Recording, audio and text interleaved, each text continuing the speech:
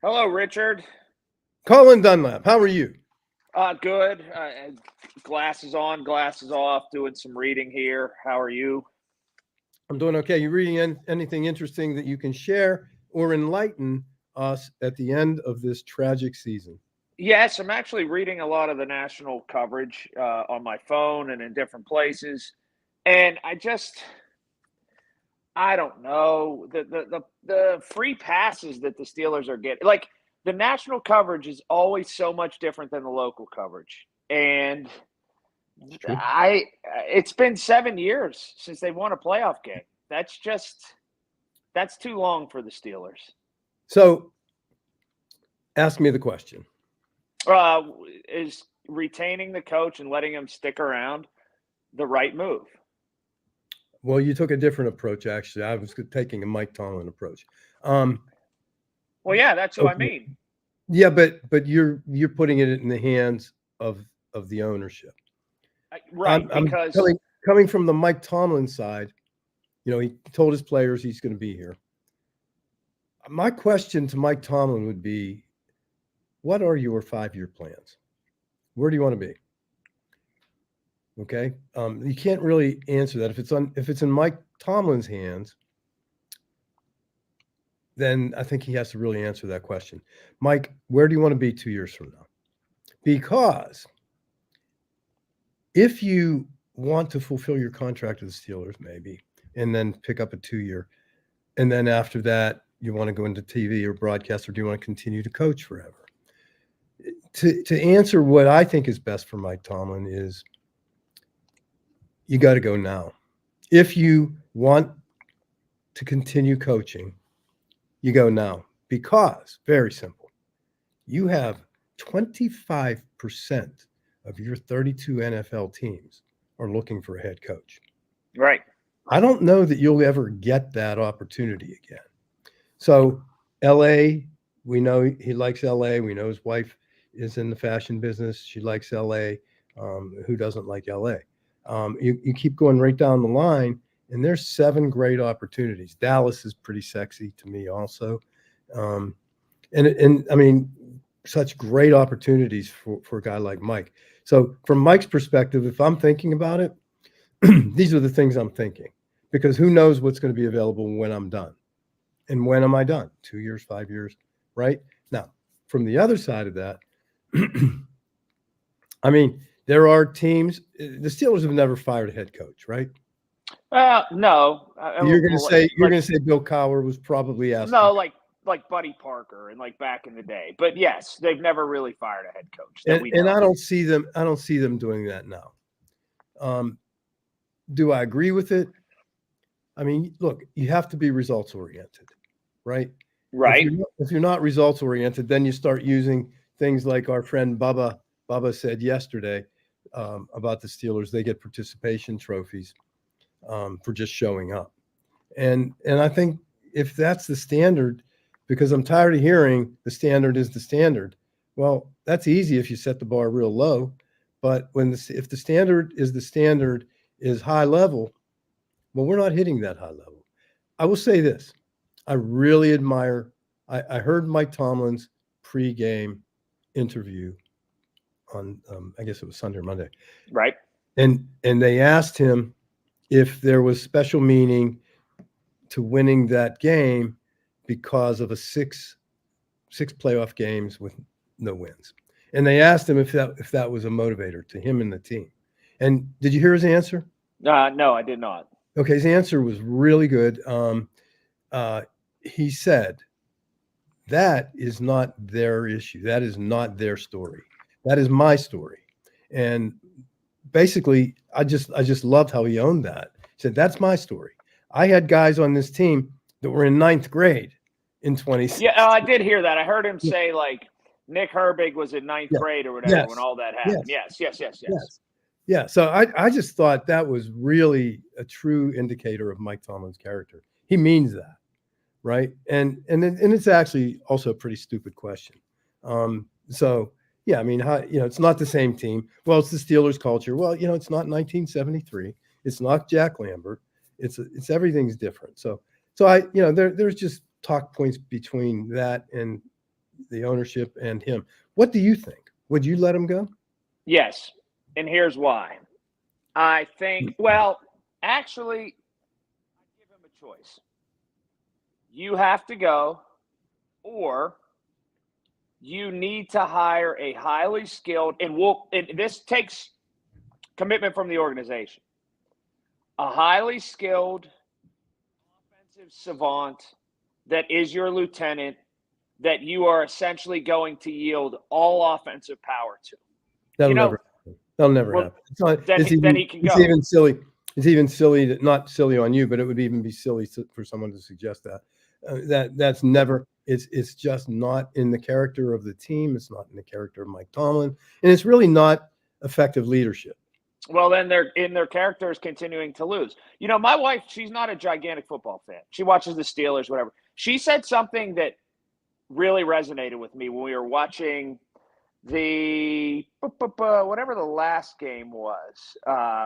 We were watching all the playoff games, and they showed who was the game? It was there was D'Amico Ryans from Houston, and then we were watching forget which, maybe the Tampa game. Maybe the Tampa game is what it was. And okay, they showed a coordinator, and it was, you know, a young, good-looking, tall guy, strapping, and she said, "How come the Steelers never have somebody who looks like that as one of their coaches? They never have anybody who looks like that." Yeah, but so that's a whole different conversation. And no, that's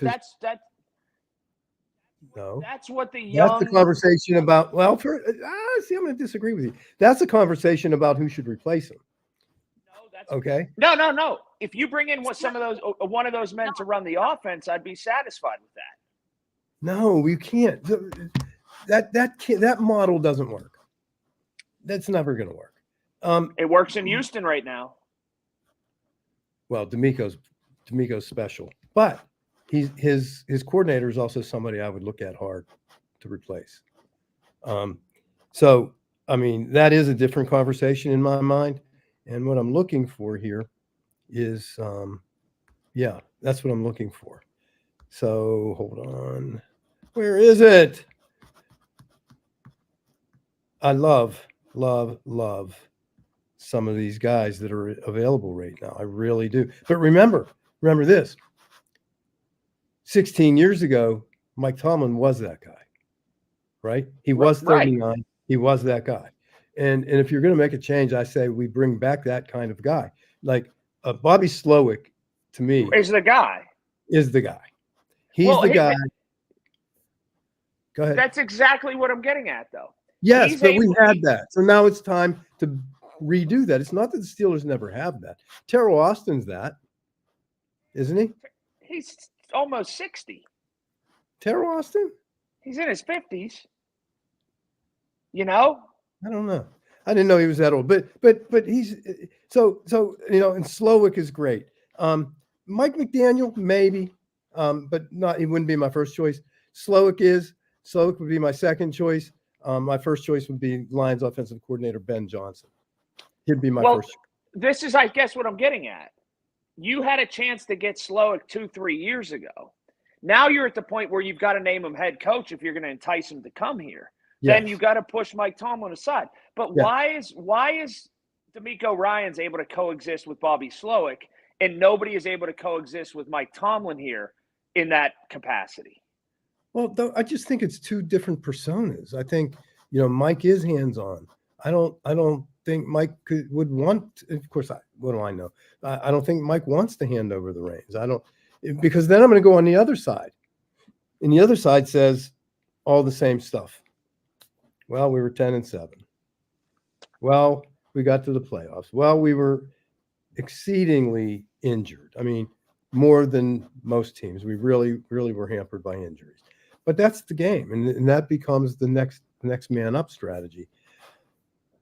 I saw ESPN, and I don't know his name, but there were, forgive me for this, but I think there were four hosts.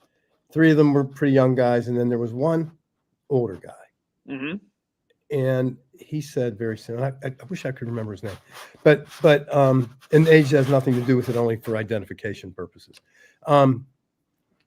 He said, "I am tired of hearing about the coaches.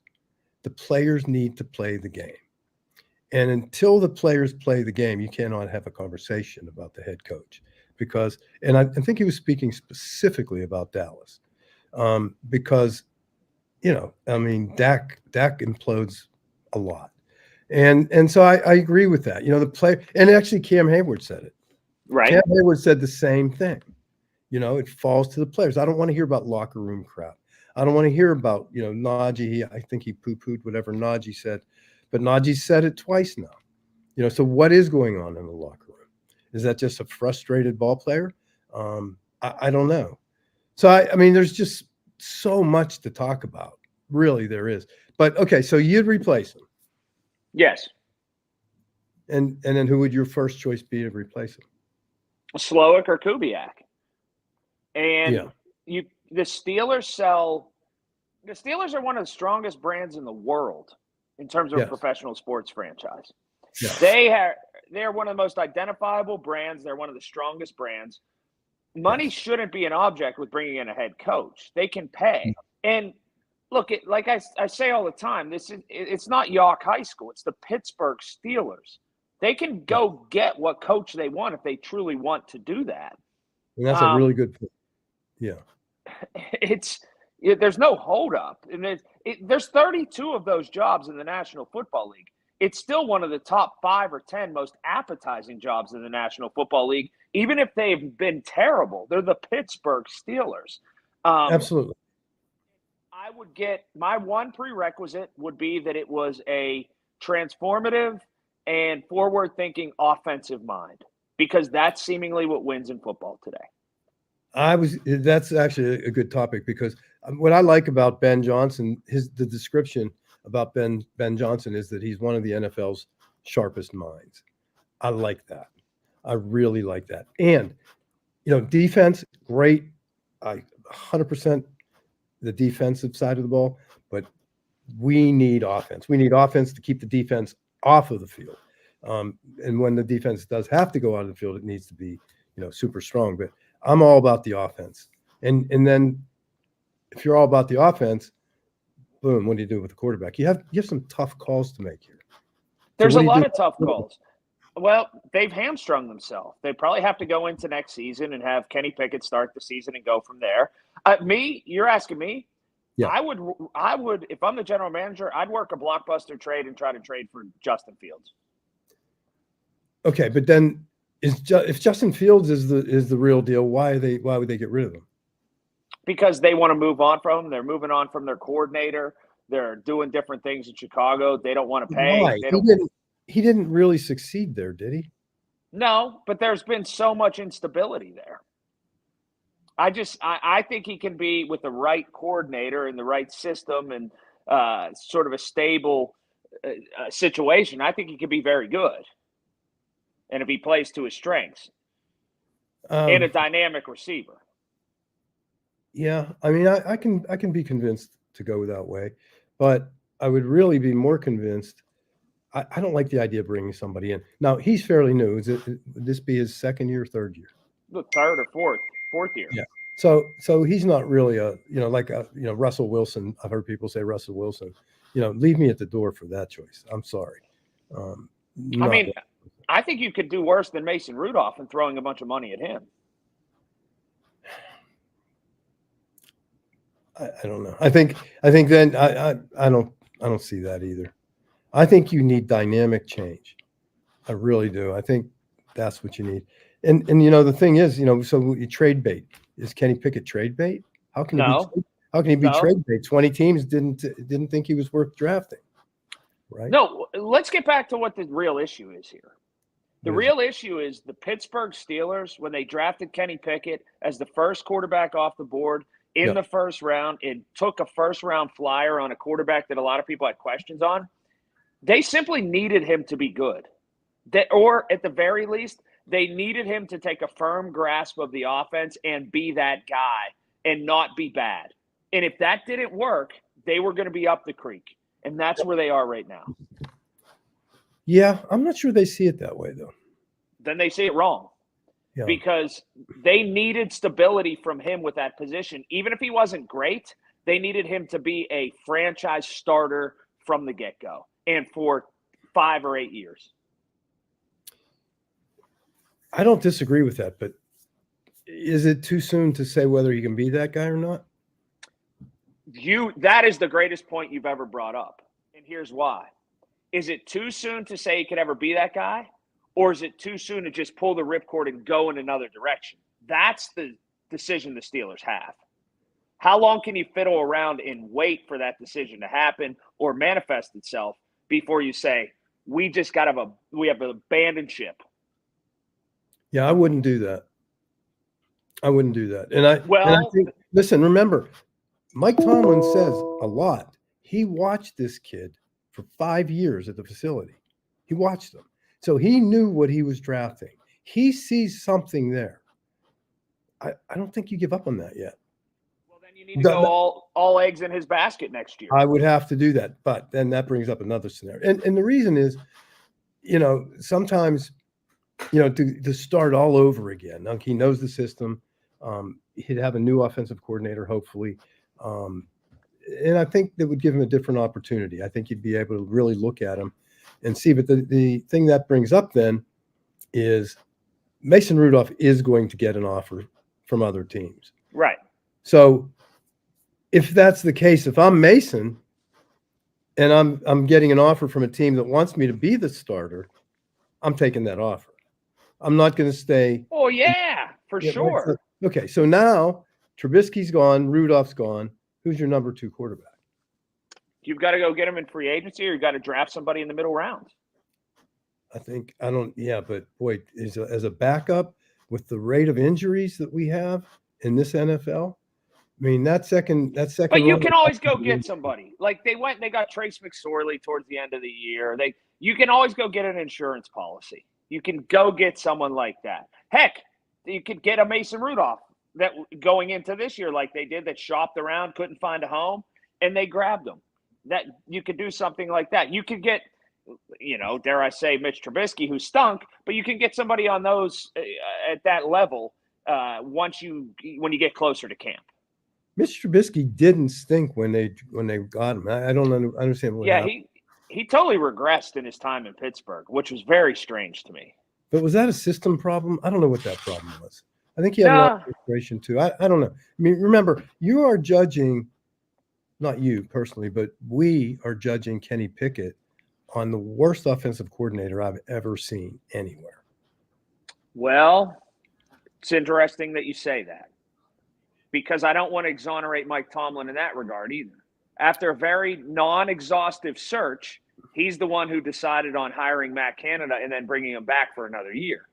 So it all gets back to the head coach and his – I don't want to use Matt Canada as an excuse for Mike Tomlin's inabilities. I don't want to reward Mike Tomlin for putting that fire out when he's the guy who set that fire. Well, I mean, there's something to be said for continuity, right? And so – 2 years ago at that really horrible ending of the season when Ben was sitting on the bench with Mark, that was just horrible, right? And I remember Mike saying, because a lot of that, if you remember, the Ben's repertoire at that time were the play calls that were, 2 yards behind the first down mark, short dump passes. That wasn't Ben. That was his offensive coordinator. And at the time, there was a lot of chatter about the offensive coordinator, and Matt Canada, Mike Tomlin said, "We're going to give it a shot. We're going to see what happens this year." And I think they had to do that because now you have a new quarterback, and so it's reversed. So was the quarterback the problem, or was the offensive coordinator the problem? It depends on whose side you're looking at it from. But I do believe in not pulling the trigger too fast. I believe in that. And, if the student didn't learn, the teacher didn't teach. So there's a lot to be said for that statement. But I just think that offensive coordinator, I mean, the play calls were horrendous. And it's terrible. I'm just telling you from an armchair quarterback here, man, just unbelievable. So do you judge Kenny Pickett on that? I don't know. I just think they're in a world of hurt and in a mess. And the one constant that sticks for me is the defensive players and everybody that's essentially a marquee player. You don't get to freeze their aging. They get older every single day. And what was supposed to be aligned with an up and coming offense, an aging defense, sort of in their prime and their last good shot at it, is now a defense where Cam Hayward's talking about his body not holding up. TJ Watt got hurt. Minka Fitzpatrick didn't last the whole season. So we're getting on the other side of the mountain with that defense. Yeah, we are. We are. On the quarterback situation, this might surprise you. Here's what I would do. I'm the general manager for the day. Here's what I do. I bring Kenny Pickett's my guy. I sign Mason Rudolph. Okay, regardless, I just sign him. I make it. And do I give him an opportunity to compete? Sure, I do. But I bring back Kenny. I bring back Mason, and I pick up somebody for the competition. Now maybe I pick up somebody who's just going to fill the spot, or I pick up Justin Fields and let them fight it. Yeah, you better have money ready to spend. And I think they do. And I think I'd put 3 worthy opponents together and let somebody come out the victor. Let me ask you this before we go. Yep. 17-game season. If I had to ask you right now, how many, if just way too early prediction, how many games the Pittsburgh Steelers will win next year? What do you say? I can't say because I don't know who the players are. I don't know. I mean, okay, what's suitable for you? Well, I'm going to tell you 10-7, which should have been 12-5, right? Just take those 2 awful teams that beat us, shouldn't have beaten us. Okay. And again, back to the general manager and owner mentality. I should have been 12-5 this year. Yes. As the owner of the Pittsburgh Steelers, I should have been 12-5. But it would have been the worst 12-5 because the first 5 games I have no idea how we won those. Right? We were scoring 15, 16 points. It was ridiculous. But we did. Next year's schedule is a little bit more challenging, I believe. Yes. Okay? And so if I were to get back to 12-5, but a 12-5 team should be a badass team. We were never a badass team this year. No, not at any point. They were almost like winning by the skin of their teeth, even when they won. Yeah. And so 12-5 next year would be quite an achievement. If they go 12-5, then they are a playoff team, a true playoff team, because they will have shown the talent to get there. 10-7, 12-5. What do you think? 9-10 wins again. Same exact place. This is a vicious cycle they're caught in. They need a 14-win season or they need a 4-win season to break this.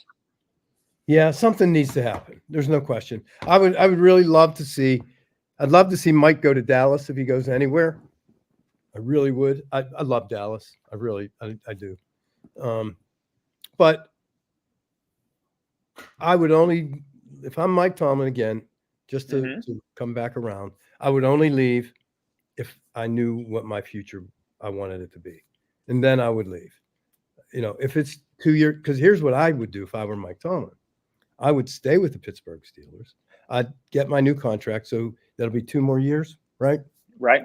And I would be already talking to the networks, and I would absolutely be on television. I'd quit coaching, and I'd be on TV because he is dynamic. He does talk the talk. He has the analytics. He's got all of that. And that's what I would do if I were Mike Tomlin. That would be my next 15-year plan. I don't know what I'd do. I'd keep working if they'd have me, but I can't believe they still have them. And that's with that, yep. Have a wonderful rest of the week. I'm just exhausted I'm exhausted that we're in the same exact place we've been for 5 years. I'm exhausted by it. Okay, that's the phone. That means I got a bigger name on the other line, so that means I have to go. Hello, hi, bigger name. Oh, I didn't answer yet. Okay, thank you.